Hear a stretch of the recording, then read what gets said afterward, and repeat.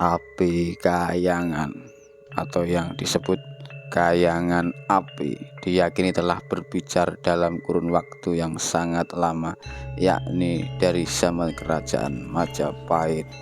Di zaman itu api tersebut kerap digunakan sebagai tempat pertapaan oleh seseorang yang bernama Mbah Kriya Kusumo atau yang disebut Empu Supo. Menurut legenda setempat, api tersebut muncul setelah Mbah Kriya pulang dari tempat pertapaannya. Kala itu ia membawa sebuah api dari tengah hutan dan langsung menyalakan di dekat tempatnya bertapa, yakni di lokasi api Kahyangan saat ini. Tak hanya bertapa di lokasi tersebut, Mbah Kriya atau Eyang Empu Supo juga kerap membuat pusaka berupa keris. Adapun salah satu pusakanya yang terkenal adalah keris Jangkung Luk Telu Blong Pok Gonjo. Mbah Kriya Kusumo atau Empu Supo atau yang lebih dikenal dengan sebutan Mbah Pande yang berasal dari kerajaan Majapahit. Ada bukti historis penting yang menguatkan kahyangan api dengan ditemukannya 17 lempeng tembaga yang berangka 1223 atau 1301 Masehi. Penemuan prasasti itu ditemukan di Desa Mayangrejo, Kecamatan Kalitidu pada 12 Maret 1992, berbahasa Jawa kuno yang menurut penelitian berasal pada zaman Raja Majapahit, yakni Kertarajasa Jayawardhana. Isi prasasti tersebut adalah pembebasan desa Adan-Adan dari kewajiban membayar pajak dan juga ditetapkan daerah tersebut sebagai sebuah sima perdikan atau swantantra. Konon menurut cerita, api tersebut hanya boleh diambil jika ada upacara penting seperti yang telah dilakukan pada masa lalu, seperti upacara Jumenengan Ngarsa Dalem Hamengkubuwana. Kahyangan api adalah sumber api abadi yang tidak pernah padam apinya meskipun diguyur hujan. Di Desa Sendangharjo, Kecamatan Ngasem, Kabupaten Bojonegoro, kahyangan api menurut keilmuan merupakan fenomena geologi berupa gas alam yang keluar dari dalam tanah melalui zona lemah atau rekahan bumi. Disinilah Empu Supo membuat keris-kerisnya yang ditempa dan dibakar dengan api yang keluar dari dalam tanah tersebut. Karena kesaktiannya Empu Supo dan kepiawaiannya membuat keris, maka dari itu diangkatlah menjadi Empu Majapahit dan diberi gelar Empu Kriya Kusumo. Kahyangan api kini menjadi salah satu objek wisata unggulan Kota Bojonegoro yang banyak dikunjungi wisatawan selain karena keunikannya. Lokasi kahyangan api yang berada di tengah kawasan hutan menjadikannya tempat yang pas untuk berwisata. Hanya berjarak sekitar 20 km dari pusat kota Bojonegoro atau bisa ditempuh dengan jarak 30 menit perjalanan. Objek wisata ini sudah memiliki banyak fasilitas yang memadai dan sangat layak untuk dikunjungi.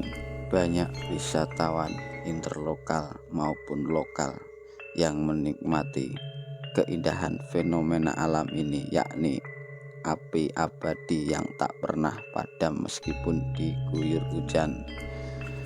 Banyak pula praktisi-praktisi supranatural yang datangan ke sini hanya untuk bertafakur atau bersemedi di tempat ini. Hingga sekarang setiap malam Jumat Pahing di kalender penanggalan masyarakat Jawa, kahyangan api ini dipadati pengunjung dari masyarakat sekitar, bahkan beberapa daerah dari luar Bojonegoro hanya untuk menyaksikan pertunjukan di Pendopo ini, kesenian adat Jawa, tepatnya biasanya di malam bulan purnama. Di sini juga menyediakan tempat-tempat untuk para spiritual atau yang ingin melakukan nyepi atau semedi atau bertapa di sini. Disinilah rumah nyepi para pelaku spiritual melakukan bertapa atau nyepi atau bertafakur di tempat ini.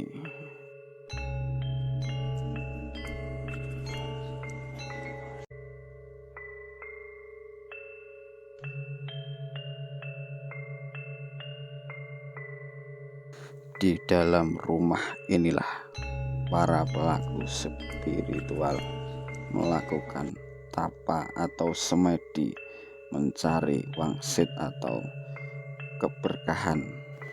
Tidak jauh dari lokasi semburan api ini terdapat juga semburan air yang berbau belerang atau yang kelihatannya mendidih atau yang disebut sumber Blukutuk, tempatnya Empu Priyokusumo atau Empu Supo merendam kerisnya setelah ditempa.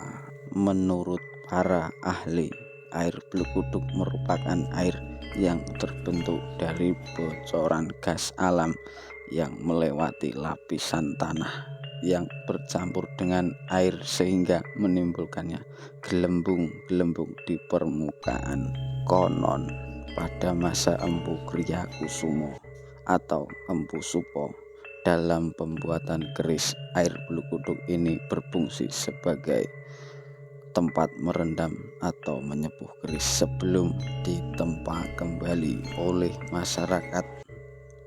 Sumber air ini dipercaya masyarakat dapat mengobati segala penyakit, yaitu penyakit kulit dan sebagainya.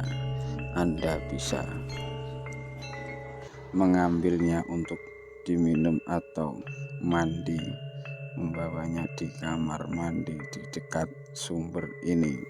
Disinilah Empu Eyang Kriyokusumo atau Empu Supo merendam kerisnya atau menyepuh kerisnya sebelum ditempa kembali. Konon katanya disinilah pintu gerbang gaib. Terus biasanya sing mriki ngeten iki sinten napa sing mandi ngeten iki? Ngamuk nggih. Dalem? Nggih, cara Ngamuk mek ya mundut di getong riko. oh, ngoten. Tomato nggih kene. Tapi niki bauke kados solar, mboten? Mboten. Sing kat Iku kadang-kadang ngambune niku kuwate. oh, berarti iku mboten saged anu nggih. Bening, udek terus. Yang mundut nggih nang nggih. Nggih. Tomato ngoten. Nggih, nggih. Dalu nggih wonten tiyang tapi nggih. Nek kalih anu, suro. Nek suro rame nggih. Ruwatan masan. Oh.